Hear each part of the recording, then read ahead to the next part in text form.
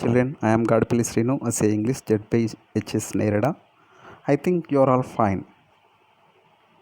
Today I am going to teach you 10th English poem.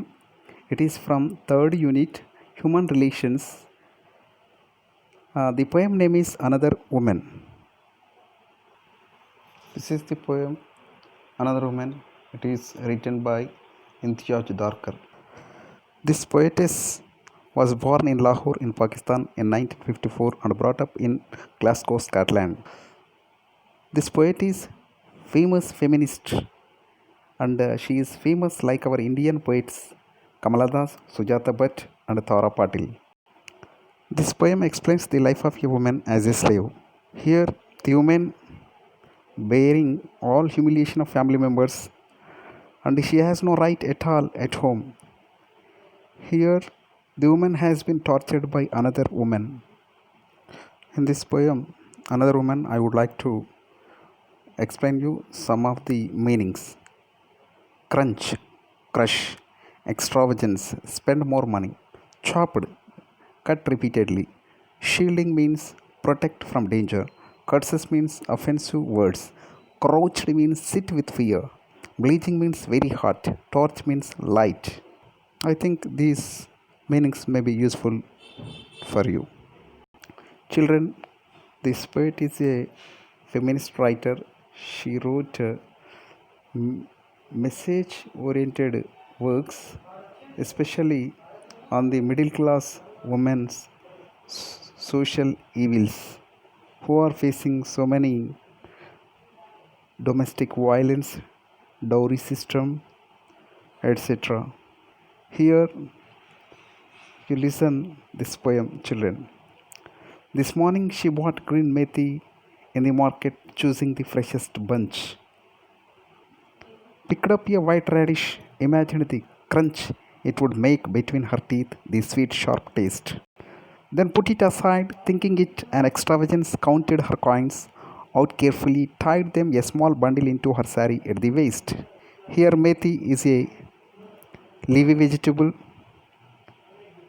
Sweet sharp taste means good sensation in her mind.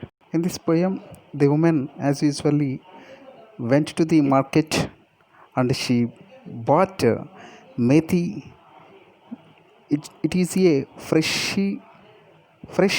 bunch which is available in market. After that, she picks up a radish, imagining the sweet and sharp sensations that it would create in her mouth when she would eat it. But she kept aside the radish because the money she has, it is not her money. It is considered as her husband's family money. So she counted money and kept aside. Came home, faced her mother-in-law's dark looks, took the leaves and chopped them. Her hands stained yellow from the juice. Children, the woman reaches home. She faces her mother-in-law's dark looks, means angry looks. Those looks contain anger and hatred of the deepest kind. Without any response, this woman goes on with her work. She cut the methi that she had bought and chopped them, turning her hands yellow in the process due to the juice. Cut an onion fine and cooked the whole thing in the pot over the stove, shielding her face from the heat. Okay, children, she finally cut an onion and cooked the whole thing in a pot with salt and cumin seeds on the stove, shielding her face from the heat. That means she protected her face from the heat. The usual words came and beat their wings against her, the money spent. Curses heaped upon her parents who had sent her out to darken other people's doors. Why these are usual? It reveals that it is routine to this woman. It is a regular thing to this woman. She faces such humiliation every day from her mother-in-law. What is that humiliation? Scolding, criticism, curses, these are all common for her. Why they bet? Why they bet their wings? The curses bet the heart and the soul of the woman and the parents as well. That woman thought that They sent this woman and made their house very poor. She crouched as usual on the floor beside the stove. When the man came home, she did not look into his face, nor raise her head, but bent her back a little more. Nothing gave her the right to speak. She crouched, means she sit sadly as usual beside the stove. It is a common and regular thing whenever she is humiliated and feels herself never counter her mother-in-law. Generally, woman married will get energy when that woman is with her husband. But here, her husband is her husband came, but she did not look. Why? Because he is not friendly with her. Hence, she did not move. She did not raise her head. She bent her back little more when he enters into the house. Even she does not speak as she has not got any right to do so. She has no right to speak with anybody else there. If she speaks anything, they will not take their words. She watched the flame hiss up and bit against the cheap old pot, a wing of brightness against its blackened cheek. This was the house she had been sent to, the man she had been bound to, the future she had been born into. Here, this line tells this family is from middle class and she is feeling sad. The flames hiss up may be compared to the mother in law's unfriendly nature and the torture she faced, and the cheap old pot is the woman herself. Woman herself.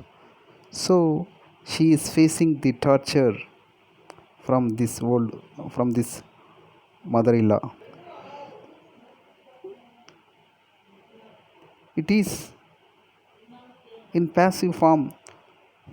Here the woman is very serious about her future. She thought that why she was sent to this house, and the man she married to and the future she has to be is very dangerous to her. She is in the shackles of domestic violence. So, when the kerosene was thrown, just a moment of surprise, a brilliant spark. It was the only choice that she had ever known. By facing the curses and sad moments from that family, she don't want to stay more days. So she has thrown the kerosene on her. Suddenly, the brilliant spark came and she was died in those flames. She has no choice. Why? Because it is very dark to her. There is no future. She thought that there is no future to her. That's why she has thrown the kerosene and she suicide herself. She thought that it is better than their curses and their violence. Another torch blazing in the dark. Another woman. We shield our faces from the heat. Thus, another torch. Another woman is going to sacrifice her life. She is blazing in the dark. She is dying in the dark, innocent, uncivilized society. It is only due to the uneducated and uncivilized surroundings of that family. Thus, another woman is going to die in these cruel customs. Here, the poet expresses her deep thoughts towards the remaining society, remaining People are shielding their faces from the heat. They are not going there to protect her. So she questioned everybody not to do like that. She asked the remaining society to prevent this kind of social evils which are happening by the male dominated society. So, children, you should be aware that you should educate all and motivate everybody not to follow these social evils like domestic violence, dowry system, and superstitious,